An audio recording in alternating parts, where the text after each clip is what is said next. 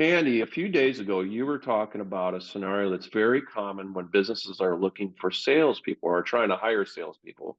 Can you describe that? Yeah, this is something a frustration I hear all the time.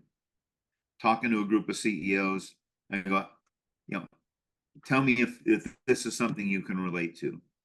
You decide it's time to expand your sales force. You want to hire a top producer. Everybody says that's what they want. And let's look at the process. What happens? We write an ad. Somebody writes an ad, HR, but somebody writes an ad. They post the ad. We get a bunch of applications, candidates, all claiming to be top producers.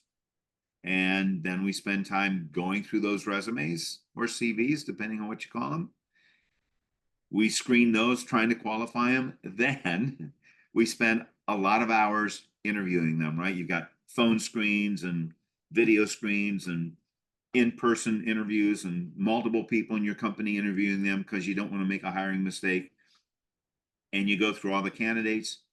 And then what happens? You find one that everybody falls in love with. That's our superstar. That's the one. He or she is just going to crush it. The resume looks good. The interviews went well. They worked at the right companies. They said they hit quote every place they've ever been. You hire them, and 6 months later, they're not performing anywhere near at the level that you expected them to be.